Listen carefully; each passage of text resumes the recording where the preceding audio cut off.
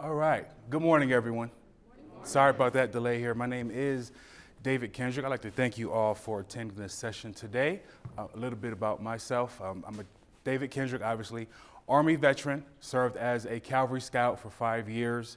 I served in the 361st Cavalry Regiment out of Fort Carson, Colorado, in Colorado Springs. We deployed in 2006 to Iraq, and this is when the war was really, really bad. And in 2007, I was shot in both legs by a sniper. And this is when I started my my career as a professional speaker without even knowing it, because I experienced survivor's guilt the very next day, and in the story that I'll tell you guys later. But I've been doing this for a very long time. I'm here representing NAMI, Georgia. That's our director right there, Mrs. Kim Jones. I officially work for NAMI, Georgia as a paid volunteer through a program called AmeriCorps Vista. Is anybody familiar with AmeriCorps? So I go into the community from our state office, and I work with our affiliates in the great state of Georgia and try to help them in the AmeriCorps mission to help alleviate poverty and things of that nature. But let's go ahead and get into my presentation. I'm going to be speaking about PTSD. How many people here are veterans by a show of hands? I know Joe. Thank you. Of course, thank you for your service. Do we have any caregivers or support members of veterans in the audience? Wonderful, wonderful, wonderful. Thank you too, because when we serve, you guys serve. So I'm hoping that you guys will all get something out of this today, and I'm not going to waste any more time. I'm going to go ahead and get right into it. What is PTSD? And I promise you, I'm not going to read the presentation. It's not going to be boring. You're not going to have to be, it's not going to be a death by PowerPoint. But let's go ahead and get into this here. Post-traumatic stress disorder is a psychiatric disorder that may occur in people who have experienced or witnessed a traumatic event, series of events, or set of circumstances. An individual may experience this as an emotionally or physically harmful or life-threatening, and may affect mental, physical, social, and or spiritual well-being. Now, a lot of people, when it comes to PTSD, when it comes to veterans, immediately if we're feeling bad or something like that, somebody will just say, hey, you have PTSD. For me, I actually am going to share my rating from the VA, something you guys may not see, and I'm going to talk about a lot of things here that you guys may have or may not have heard before. So this is one of my official ratings from the VA. And do we have any therapists or social workers in here or anybody that deals with the VA? So this language may be familiar to you. And so when they told me all of these things here, I had no idea exactly what this meant when it comes to the medical definitions and the terms and things like that. All I was doing was telling doctors what I feel. And when I was in the WTU, which is a unit for injured soldiers, I met a lot of other people who had these same exact symptoms of PTSD, but didn't exactly know what was happening to them as well. So I'm going to read over this for people who can't see it in the back, or if you just can't see it up here.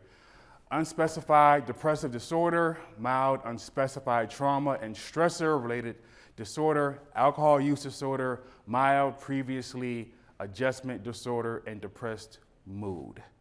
And I was given 70% for that. So for all of you that don't know what this is or the lingo, things like that, for me, when I got out of when I was still in the military, the day after I was shot in Iraq, my best friend was shot and killed, my roommate. And this is something that I was 20 years old at the time.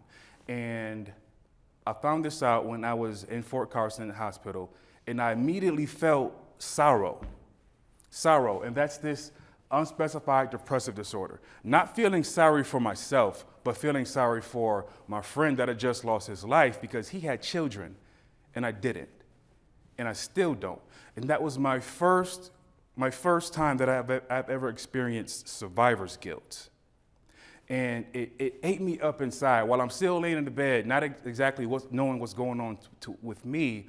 But when I heard this news, even though I was injured, I wanted to die. I prayed, I said, hey, well, why did this have to happen to me? And I felt this survivor's guilt, and I kept going in and out of hospitals because during this time, I don't know if any of you are familiar, but back in 2007, there was this big issue with Walter Reed Hospital, and nobody was getting sent to Walter Reed. So I was sent back to Fort Carson in Colorado Springs, Evans Army Community Hospital.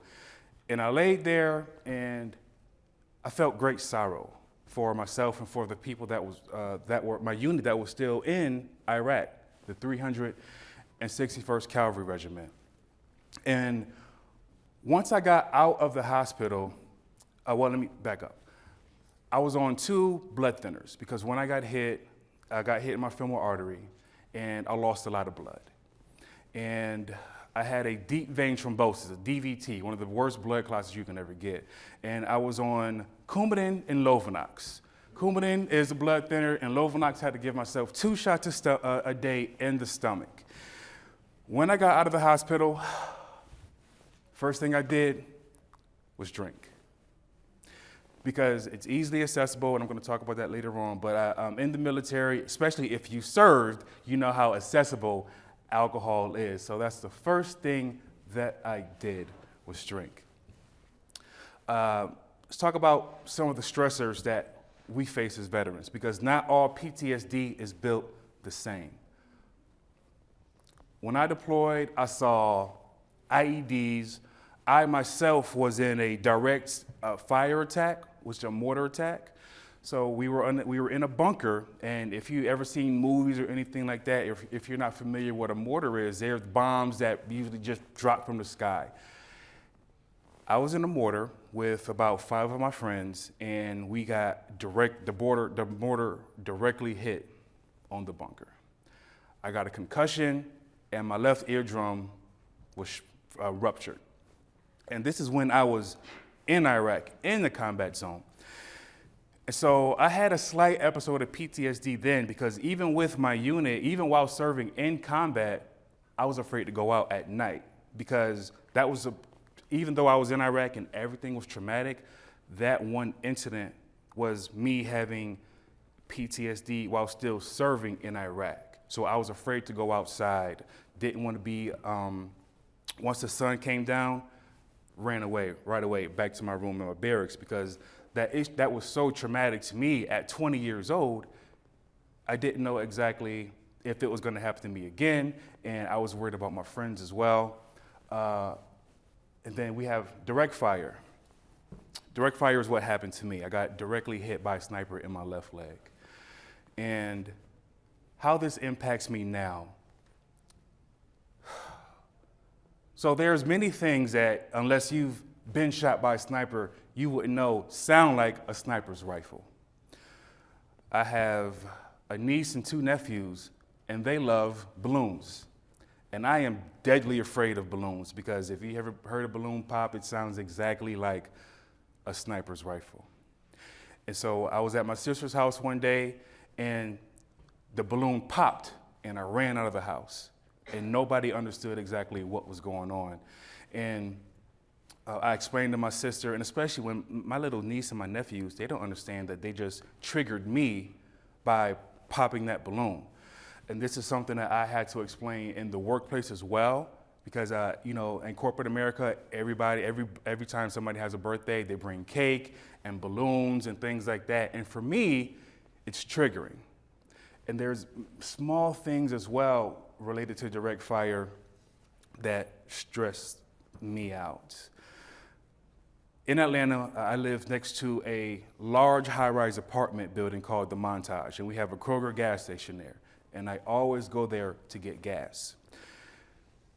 For a very, very long time, I had this scenario in my mind that the sniper didn't shoot me to kill because he was going to come back at a later time and finish the job. It didn't matter how much therapy I had went through. It didn't matter what medication I was on. In my mind, this sniper was going to come back and finish the job. So if you've ever been to Atlanta, they call it Hotlanta for a reason. And so I get stressed in large parking lots, because the day I was shot, a parking lot mimics the exact environment on the day I was shot. It was so hot. It was June 17th. It was about 110 degrees, and you could see the heat rising from the pavement. And if you've ever been in a parking lot on a very hot day, you can see the sun beaming on that pavement and coming up from the pavement. And for me, this high-rise building is where that sniper was waiting to come and finish the job. And so when I would be pumping gas, my body would get hot. And I would look up and to my right, because this moment for me was so traumatic. It was such a stressor that I felt myself getting shot again. When I got shot, I fell forward and I fell to the right. And while I'm at this gas station pumping gas, I'm looking at windows and thinking, okay, where is he hiding at this time? Where is he hiding at this time? In my mind, that was my scenario. That was my stressor. Then we have losing battle buddies and the survivor's guilt. I deployed, during my deployment, it was called the bloodiest year of the war in Iraq, and we lost 899 soldiers. And I lost a lot of good friends. So if you ever see, and I know from our veterans in the room, we get tattoos to remember our battle buddies. We may get wristbands to remember our battle buddies. And as we grow older, we get to have our families. We get to live our lives. But for some of us, for example, me next month, I'm going to be celebrating my Alive Day. The day that I was shot by a sniper. For me, it's a day of celebration, a celebration of life. But my roommate was killed June 18th, 2007, that same day. And it took me a long time to realize, and honestly, the story is very ironic. I wrote a book called Calvary, if you guys ever want to get it or whatever. It's on Amazon. But in this book, I talk about my roommate. And his son served. And I sent his son the book in Iraq, and he said, David, I want to thank you because you gave me a piece of my dad that I didn't get to have. And for me, that helped with that part of my survivor's guilt, knowing that his son was not only okay, he was thriving, he was in the military as well. And that was it's so weird now because I see this name, Snell, on his ACUs, and it makes me think of my friend. So that's some of the stressors that we face as veterans, and not everything is built the same. So the PTSD that I have by getting shot by a sniper, and then in that example that I shared, for some of your veterans, or if you're a caregiver for some of the veterans you're taking care of, it's more likely that they were involved in a blast, an IED attack. And so I've been involved in those as well. I haven't been hit directly, but I've seen it. And so what that does, sometimes when I'm driving through traffic and the light is green and there's no incoming traffic, I stop because it looks too clear. The road looks too clear. It's too calm. And for my veterans, if you've ever been involved in an IED attack, the moment before it happens, it's quiet. Everything is calm. And one time the light was green, and I stopped, and I almost got rear-ended because it looked too calm. And this was years and years and years after I deployed. But it's these stressors that stick with us because these bomb blasts and direct fire and losing battle buddies is so traumatic, and not too many people go through that. Who do we have to talk to about it? And who do I go to when I got home? I couldn't talk to my mom. I couldn't talk to my dad, because I was the only person to join. So what did I do, and what do a lot of veterans do? They hit the bottle, and we hit it hard. And that's what I did. And alcohol and the impact on PTSD, when I got out of the Army, I was on a lot of medication. I moved back to Rochester, and originally from Rochester, New York. And I moved back home, and I had to go to Buffalo to get help, or I had to go to Syracuse to get help, because we do have mental health deserts, just like we have food deserts, where there's no resources there. And then this is when your PTSD, it kind of interacts with your social status, your economic status. When you go back home, how is your family set up to take care of you or take care of that veteran? So I used to have a lot of night terrors and things like that, and I was on medication for that. And the doctor told me, she said, David, you're drinking, you're rendering your medication useless. doctors told me, if you drink on Coumadin, when they checked my Coumadin level, they said, David, if you get a paper cut, you're going to bleed out. But for me, because of those symptoms that I shared earlier, that depressive mood, survivor's guilt, and my unit went to Iraq, and I lost even more friends. So what did? I did the only thing I knew how to do, is hit the bottle. And I'm not sure if any of my military people are familiar with a WTU, but it's a Warrior Transition Unit. And it's where it's a collective unit for soldiers to supposedly heal or transition out of the military. But for a lot of us, this is where we develop our tolerance for alcohol. We find other soldiers to drink with. And this is really where we kind of have our own little therapy, because who else can you really talk to about getting shot by a sniper, or hitting an IED, or losing a leg, or losing a foot, and actually make jokes about it, because you're doing it with your battle buddies and it's funny to us. So instead of getting the care that we need and actually taking care of our PTSD, we're actually doing more harm to ourselves than good. And when I was in WTU, I lost a lot of friends to accidental overdoses, alcohol, and things of that nature as well, because nobody really knew exactly what they were going through. And if anybody knows anything about dealing with the VA, and I know we have some people here from the VA, the system isn't perfect. The system is not, it's far from perfect. And now let's talk about when PTSD becomes violent.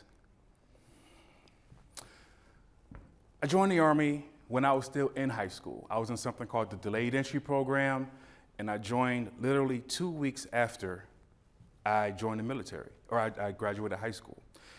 And so can you imagine if anybody here has children, your child in 12th grade learning the Pythagorean theorem or whatever math equations or whatever, and then learning where to stab a man with a bayonet to make him bleed out. And it's under their arm, in case you didn't know, because that's what we were taught. For me, there was something in my brain that it became natural. These acts of violence and all of a sudden, I went from graduating to, my veterans to know, what makes the green grass grow? Blood. But for some of us, it seemed like it was natural.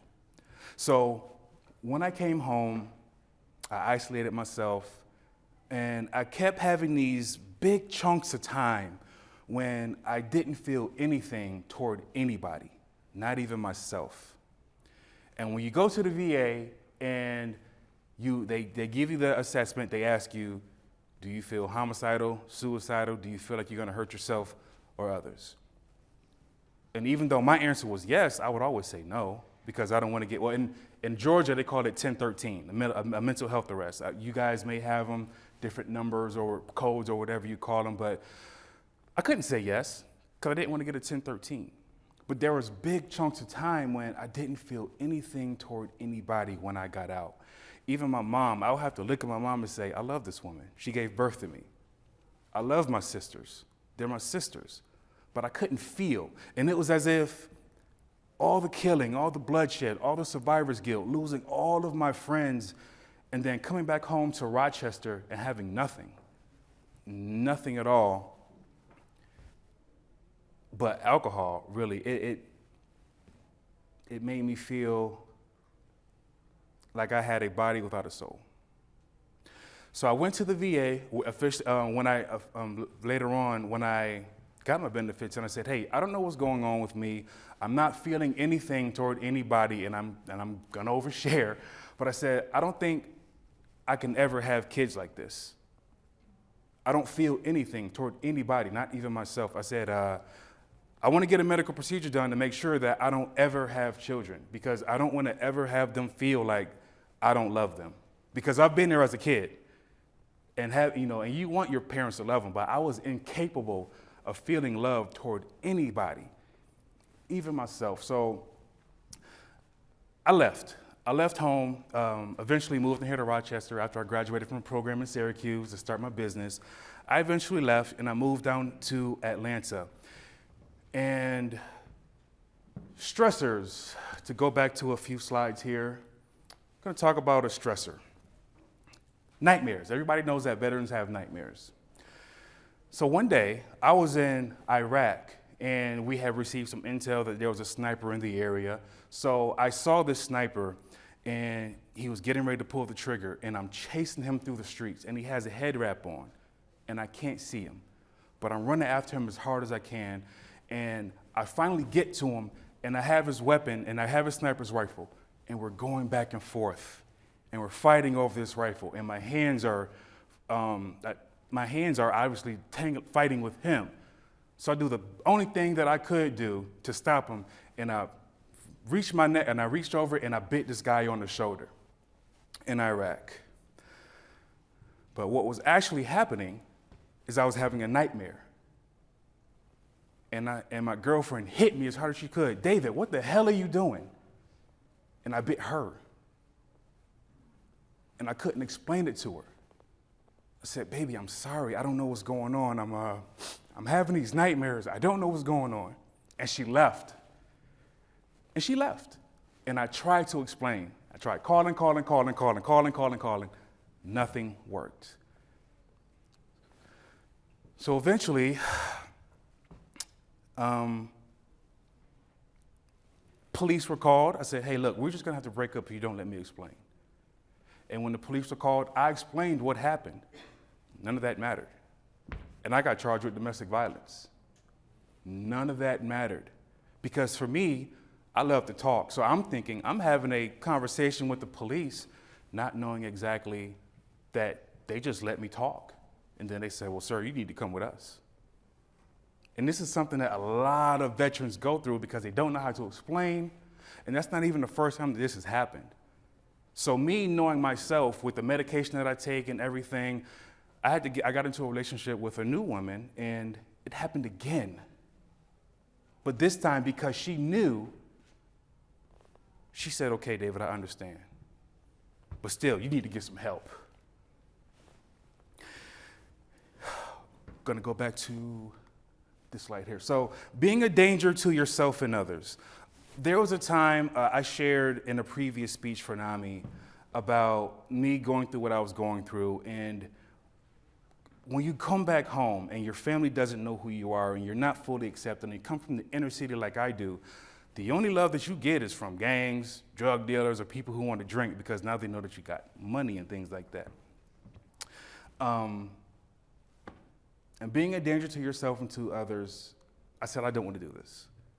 So I had to go out and find my help. I had to remove myself from Rochester, New York. But there were times when I said, if I don't get medication or if I don't get the help that I need, the next person that pisses me off, I'm going to hurt him. And my dad didn't understand. My dad's an old country guy from Renberg, South Carolina. He don't know anything about anything. And he kept talking to me and saying, they call me Junior back home. Junior, you need to get on your feet, get a job, things like that. And I said, Dad, I have some stuff going on with me that I don't know what to do. And sometimes veterans turn violent.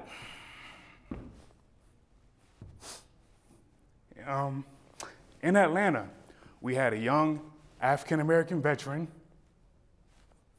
a couple weeks ago.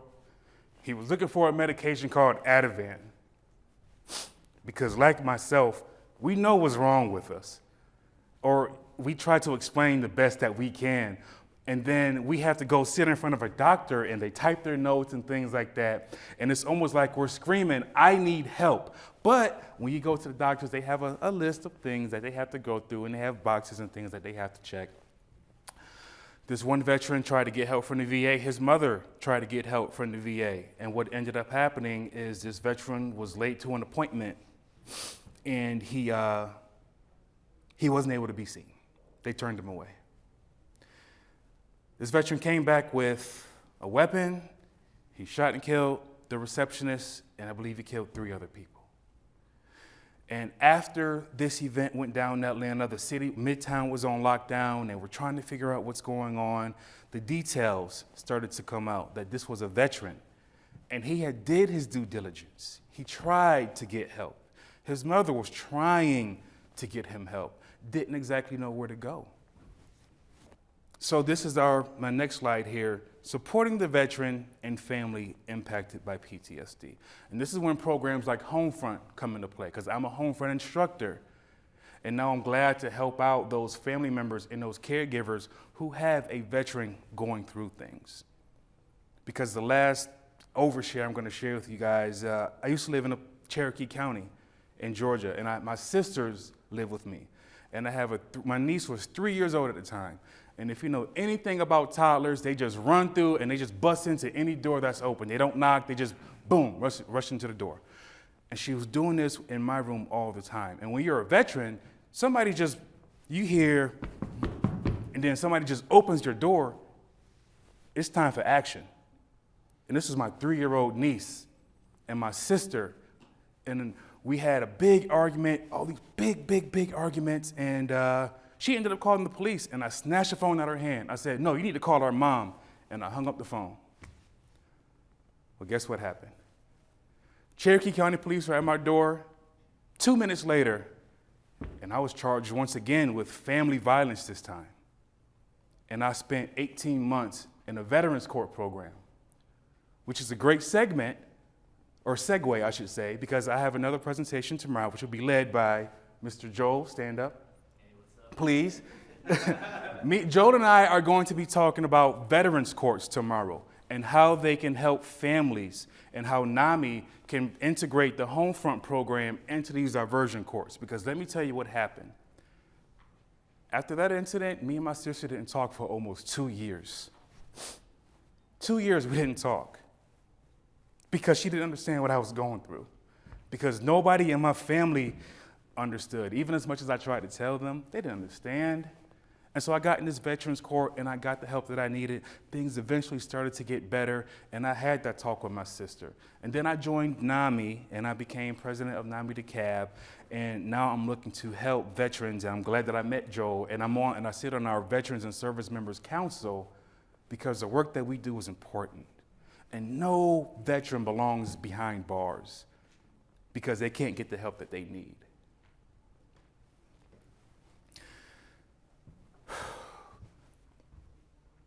When I got out, I was 20 years old or 23 years old, didn't know anything. So a lot of our veterans, they still don't know where to get help. And when this veteran conducted this mass shooting, I felt like I had failed. Like, did I push Homefront hard enough? Did he know about NAMI? Because I would say, hey, but don't like as much as I'm so proud to be a part of NAMI and be up here. But then when I tell somebody in the community, they go, what is NAMI? So the work that we do is important, and I'm glad to be part of this Veterans Council. Tomorrow, if you guys have time, come see me and Joel and I's presentation about veterans courts, because it's a very impactful program. It's 18 months, well, for me in Georgia, it's 18 months to keep a veteran from doing a lengthy jail term. Because with my previous charge, I was facing 5 years in prison. Because I had a nightmare and I had an argument and I scared my sister because she didn't know why it was so impactful to me and why this stressor was such a big impact to me, because as veterans, you know, we're gonna have weapons in the house, and who knows what would have happened? Who knows what would have happened? So the work that we do here is very important. I hope I was able to just shed a little bit about PTSD, maybe share a story that you guys may not have heard or things like that. I know that we started late, so I'm not going to take up any more time. Are there any questions? And please feel free to ask me anything.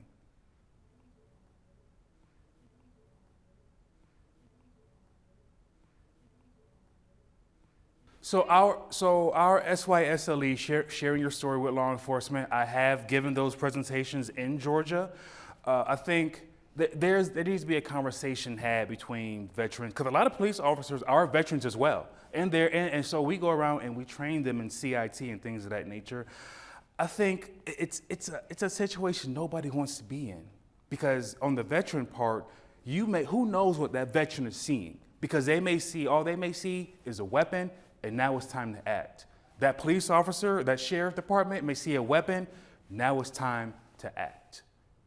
And it's a situation that nobody wants to be in. So I think especially between our veteran community, because that in Atlanta, it hurt me to the core, because that was me in 2010.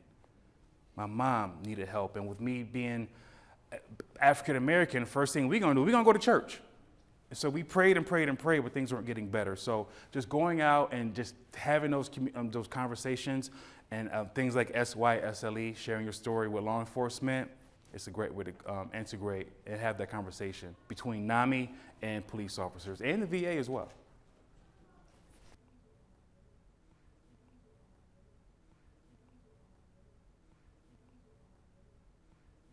Let me tell you, yes, they are. Yes, they are. And for everything to come full circle, my little sister, Bria, I know she's going to see this. What's up, Private Adams? Because I'm getting it recorded.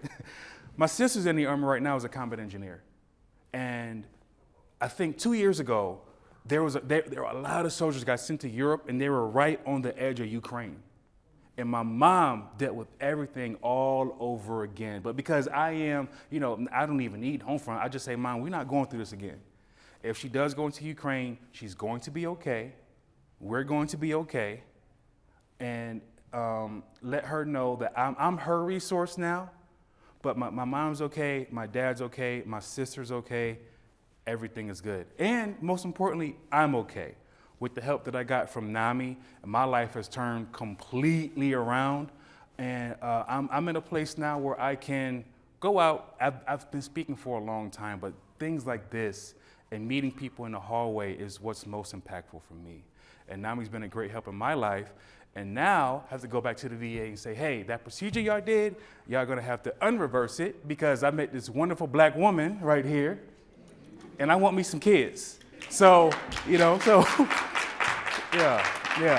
But it takes a long time, and recovery is a lifelong process. I have my ups and downs, and she knows about them all. And with the help from NAMI and things and sessions like this, it just keeps the work going.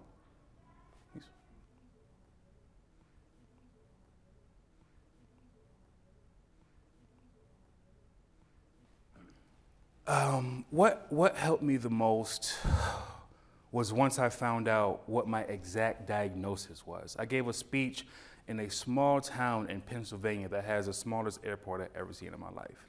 And just I think it's Harrisburg, Pennsylvania, I'm not sure, but I gave my speech and the social worker came up to me and she said, David, it sounds like you got this. Why aren't you rated for this? And I was like, holy crap, these are all the symptoms that I feel. Like feeling nothingness, she told me what it was. And so I was able to go back to the VA and say, hey, I think it's this. And I got medication that I needed, and I started feeling like me again. That emptiness, that nothingness that I felt, then I started to feel love and passion and spending all day at my sister's house now to be with my niece and my nephews, except for when they have balloons. But, just it's doing all the work that people don't see. And there's people in this room that do it. It's easy for me to get up here, if I was a celebrity, get up and give a speech and just walk away after 45 minutes. But it's doing that work in the community, shaking hands, meeting with everybody here, and sometimes, for me, oversharing. Because when I was I don't know what this stat is now, but there was a stat that said that less than 1% of the country actually serves. So can you imagine less than 1% of the country serving, but then hearing 20 veterans a day commit suicide? It doesn't add up. It doesn't add up. So I'm here to talk about why, symptoms, things of that nature. I know some people see me, big black guy, he looks just fine. No, not at all. And these shoes really hurt my feet right now. And I cannot wait to take them off. But I do the work because it has to be done. And we're soldiers, and there's a saying, we just enjoy the suck. You have to enjoy the suck. Yep. Yeah.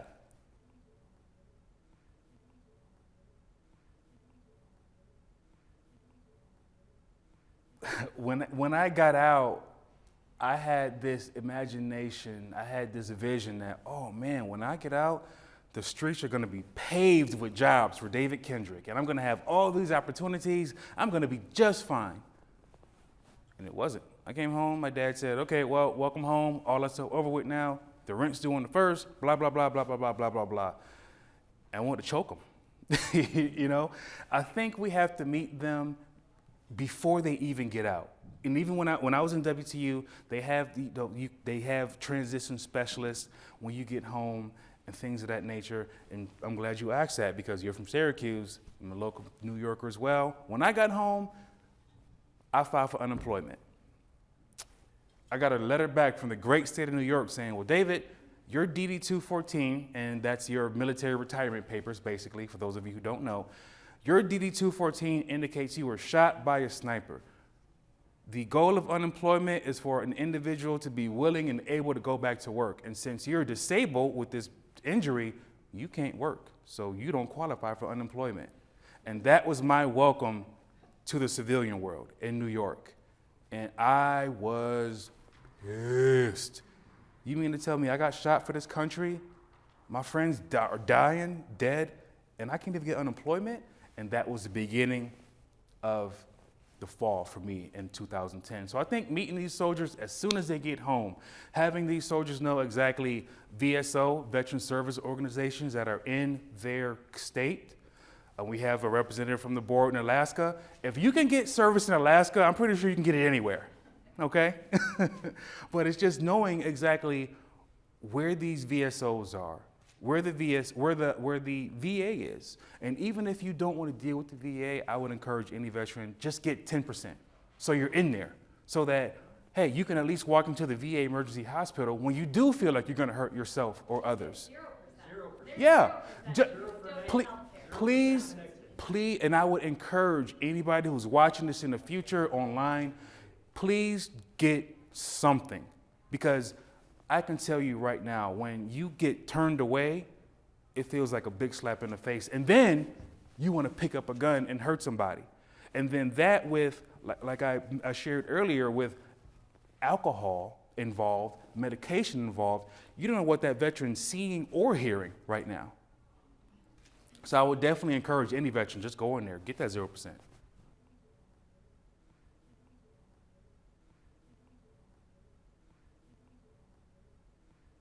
Some of that stuff is still there. Yeah, some of it is still there. It's just me now knowing my own triggers, and I would thank the Atlanta VA for this. When I was going through everything with my sister, and this is why Homefront is so important. I hope you guys can make me and Joel and I presentation tomorrow. When I got home, I was in jail Thanksgiving Day. I got home. I didn't even go upstairs. I went downstairs. I ate a turkey sandwich for Thanksgiving dinner, and I went to bed. I woke up and I went upstairs, and the house was empty. My sister was gone. She was gone. And luckily I had a appointment with the VA the very next day in East Point Clinic. And I told my therapist, I don't know where my sister is. She had just had my nephew. I said, I don't know where my sister is. The courts aren't letting me talk to her. She just had a baby. Where is my sister? And they couldn't tell me anything. And I went to my therapist. I said, if I go home, I'm going to kill myself. And she said, okay, well, we're not going to let you go home. And I 1013 myself. I went to the VA. I spent 4 days there. I came out with a suicide prevention plan. And I will talk crap about the VA all day, but this one thing saved my life is that suicide prevention plan, because I still have it to this day. So I know, so I have 3 steps. So when I isolate myself, that means I'm drinking. And that means that somebody better call me because Junior at home, drunk, posting crazy stuff on Facebook. But now I keep this plan, and I share it with my family. Gonna share it with my wonderful future wife soon, because it doesn't go away. PTSD, it doesn't go away. And something that I knew when I got injured, I said, man, you're 20 years old. I'm 36 years old now, and there's not one day when I don't feel pain. Like I said, these shoes hurt right now. As a matter of fact, I'm gonna take these off. But I said, there's not one day that goes by that I don't feel pain. But now with all the work that I've put into this, and the just being a part of NAMI and being a national ambassador for NAMI now, meeting people like Joel, and me and Joel giving a presentation and being able to talk in front of you guys, now I have too much to lose. I met somebody now, I want kids now, and then with that suicide prevention plan, if I'm having a drink or if I'm not going to see my sister, they'll call me, hey, what's going on? Are you okay? So it's just sharing with your family exactly what your triggers are. And even if you don't go to the VA, create a suicide prevention plan. Or just have something that says, hey, when David or Steve or Will or whoever your veteran is, when you're not feeling good and before you get here, we need to make an action plan of steps so that we don't get there. Because I'm not going to justify hurting or killing innocent people, veteran or not, but it could be prevented. It could be prevented. Are there any other questions? Okay, well, if anybody wants more information about me, you can scan that link there. I live in Atlanta, but I'll go anywhere, and I'm pretty sure you guys will see me around a lot more events at NAMI because I'm an ambassador. And hopefully you guys can stop by and see Joel and I tomorrow.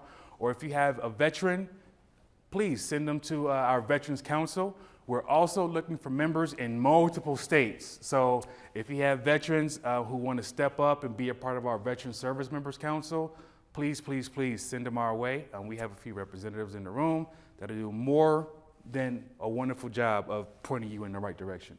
Thank you very much for your time. Thank you.